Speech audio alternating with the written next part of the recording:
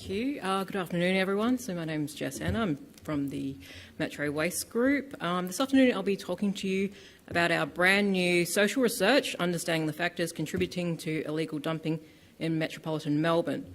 By the way, you guys are the first group to hear about this research. It came to us last week on Wednesday, so it's all brand new. So just to give you a bit of a background about who we are, so about the Metropolitan Waste and Resource Recovery Group, we're a statutory body established under the Environment Protection Act. Metro Waste plans for waste management and resource recovery facilities and services across Metro Melbourne, facilitates joint procurement and facilitates and services, supports Metro Melbourne's 31 councils, industry and community to deliver waste and resource recovery infrastructure programs. Before I go into the social research findings, I'll just give you a bit of background of how this social research emerged.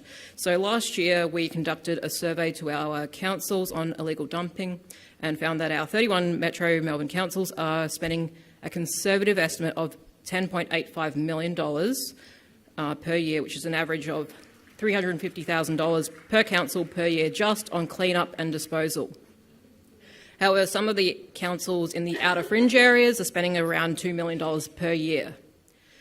So what is commonly being dumped? So that is Melburnians are commonly dumping in residential zones, including outside multi-unit dwellings, on nature strips and parks and recreation reserves.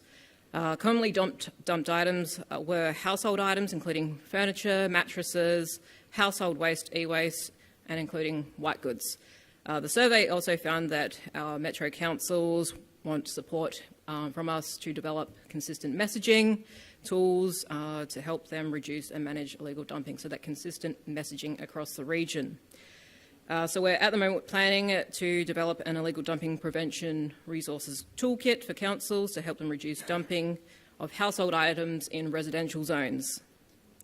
So that's what I'll be talking to you about today, is our social research focusing on reducing dumping in residential areas. Okay, so the social research, so the design, so we engaged a consultant to conduct the social research. The objectives of the research were to explore Melburnians' knowledge, barriers and behaviours in relation to illegal dumping to gain an understanding of effective strategies that will minimise household illegal dumping.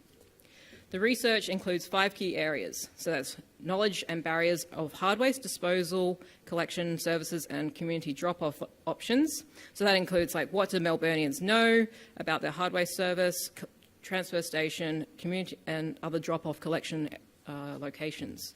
What are the barriers preventing them from using such services, and is our terminology confusing them? The second area was attitudes and behaviours for disposing items.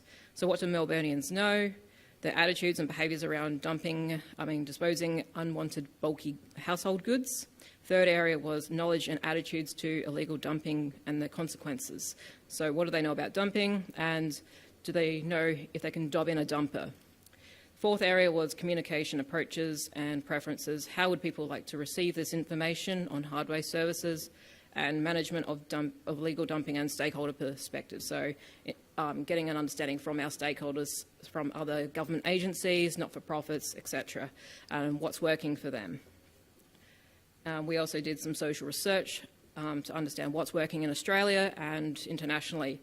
So we go into the focus groups. So what we did, focus groups with 7 members, like 7 groups with the community, and the first group was dumpers. So to find this group, we used the criteria that social researchers used in Queensland, and that was anybody who had A, put something out on the curb without a hard waste booking, and B, intending to put something out on the curb without a booking in the next 12 months, because it's really hard to catch these guys. Non-dumpers, language other than English, so LOTE, and residents who live in a multi-unit development or a MUD, in a booked hard waste collection zone, and live plus or minus 20 minutes drive to a transfer station. And then we also did surveys with our councils and interviews with our councils and stakeholders. So today I'll just be speaking on just a snapshot of the findings from the focus groups. with the community, because as program and policy makers, we're always interested in finding out why people are doing what they're doing. And so if you'd like to know a bit more about the research, if I don't cover it in this session, please see me afterwards. So the differences in disposal knowledge and experience by demography, we had 7 focus groups with different demographics. So what were the differences between the two groups? The groups. So we had MUD versus non-MUD. Participants in MUDs were more aware of their disposal requirements at their homes and the impact of dumping in their neighbourhoods. They generally understood the rules and regulations around when and where they could dispose of their items, which was often coordinated by building management and their body corp. From their experience, they noticed that dumping was usually from transient or short-term renters within the MUD. Booked versus annual hard waste. So this might come out, reiterate what was said in the hard waste session. So participants who had a booked collection were considerably more appreciable of this service because it was convenient and they didn't have to wait at least 6 months for a collection. Whereas those in a scheduled collection area complained of the infrequency of the annual service and the inconvenience of storing items. This arrangement was seen to contribute to dumping because the service is inconvenient. LOTE versus English-speaking households, there was no discernible difference. However, I must point out that these participants were required to have a level of conversational English to participate in the focus groups. So those who speak very little English may require further investigation using interpreters. Proximity to a transfer station, there was no difference between the two groups. However, it appeared that the usage of the transfer station was determined by age rather than location. Participants aged over 50 appeared to have better knowledge and uptake of the service. So we thought that a barrier for Melburnians not booking a hard waste collection was perhaps the term hard waste. To those in the room who have done waste education in schools and asked students what they think hard waste is, how many times have you had students say things that are hard? So we thought that maybe the language that we're using is unclear. So we tested a bunch of terms that other councils in Australia and internationally are using. So participants commonly referred to hard waste as hard rubbish, and they understood what that meant. They also said that hard waste was more of a council term and less commonly used. Council pickup and bulky waste or rubbish were also understood but less commonly used. I know this may differ because in New South Wales you do use the term bulky waste. Curbside pickup, they didn't really understand it and it sounded a bit too American for them. And council cleanup, they didn't really understand it and they thought it meant street sweeping. And then transfer stations, nearly all participants didn't know A, what a transfer station was, and B, where their local one is. So this included groups that lived within 20 minutes drive or less. They also thought that using a transfer station was expensive. So the common pathway for disposing of unwanted bulky goods, we asked participants how they disposed of their items, and this was the common pathway for doing so. So first, they attempted to find another use for the item or find a friend or relative who might want the item, and if that didn't work, then they attempted to sell the item on Gumtree or eBay or Facebook to try and recoup that loss.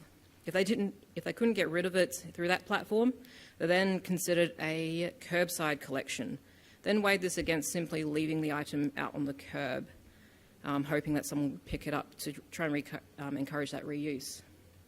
If someone didn't want it, then they thought of the council collection again because it's convenient, and then they then arranged for it to be collected or store the item until it can be. And then by the 5th step, we're finally at a council collection. So they went ahead with the council collection, and this is the last way of disposal on their pathway because they thought all the items were going to go to landfill. For the council officers in this room, just raise your hand if your hard waste is recycled. Is anyone in? There's a few. There's a couple here. And those who send it to landfill? Yep, a couple. In other words, when having to dispose of something, people are driven by a desire to minimise loss. A disposed item is essentially lost. They want to recoup that loss by selling the item and avoid the loss of having to pay for disposal fees. They want to minimise the effort. Selling an item and having someone collect it represents minimal effort. Taking an item to a transfer station requires effort. And lastly, minimise cognitive dissonance. Participants did not want to think of themselves as wasteful, nor as people who are damaging the environment by unnecessarily contributing to landfill. And there's a desire to donate or sell the item for reuse, and that's where the curb comes in. Good justifiable dumping. So over half of the participants openly admitted to illegal dumping.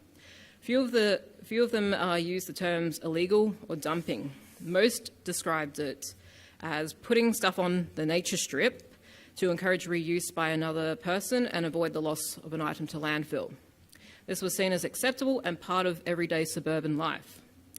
So good dumping is acceptable if the item is in good condition, it's likely to be picked up, not left out for too long, doesn't block the footpath, so that's good dumping. Putting it on the curb was seen as a form of giving or doing something charitable. Bad dumping was leaving things out that cannot be reused and is done by lazy and irresponsible people, and members of the focus group thought, none of them thought of themselves as these people, as bad dumpers. So, as people who develop these anti-dumping programs and policies, what does the community think of council interventions? So we tested signage, under investigation tape, fines, and whether, if we were to promote the thing of dob in a dumper. So they found that participants thought that signage would be moderately effective. It would have minimal impact on the dumper, but may deter future dumpers. They also believe that it wouldn't deter the real dumpers because the dumper wouldn't take much notice since they've already dumped. Under investigation, tape had mixed responses. Participants thought that taping was more noticeable and therefore more effective than signage, since the items were part of the messaging. It sends a message to the community. One person in the focus group says, "It's good, it shows that they are serious, it really hits you." But they also question the tape that why didn't the council pick it up in the first place? Fines, we tested whether fines would deter a dumper using penalties that range from $282 to $8,875. The arbitrary dollar values weakened the credibility of the sign. They didn't like that. Amounts in the $200 range seemed insignificant given the cost of disposal. Participants believed that $5,000 seemed like a reasonable amount. So dob in a dumper, what do they think of that? Encouraging people to dob in a dumper had mixed reactions. Many were supportive if they knew how to. Others thought, why bother? And asked, what was the likelihood of the dumper being caught anyway? So communication to residents. Some of you might recognise the one on the right. It's a New South Wales example. So we showed two pamphlets that would be mailboxed to residents, and they were generally positive of them. On the left, they liked that one because it had clear messages, illegal, fines, identified dumpers. A downside was the arbitrary amount of $8,875. They're like, why don't they just round it up or down? When asked about the second pamphlet, they thought that it was trying to convey too many messages at once. Because of this, none of the messaging got through to them. However, they liked the information on the right thing to do. So participants also noted that threats of punishment should be ideally backed up by the provision of alternatives. So in closing, residents know about their hard waste and prefer booked collections. Residents don't know about transfer stations, and they're pretty much unknown to those under 50. Interventions can be used to send a message to the community. And so my take-home messages for you this afternoon are people want to do the right thing, but it has to be easy. Communications need to be clear and simple, with a call to action such as providing an alternative to dumping. And if you recycle your hard waste, be transparent about it. Raise that profile and tell them that it is being recycled, because at the moment they all think it goes to landfill. So we need to build that confidence in the system. And lastly, our public libraries are cool, so let's make transfer stations cool again. So that is me. Thank you.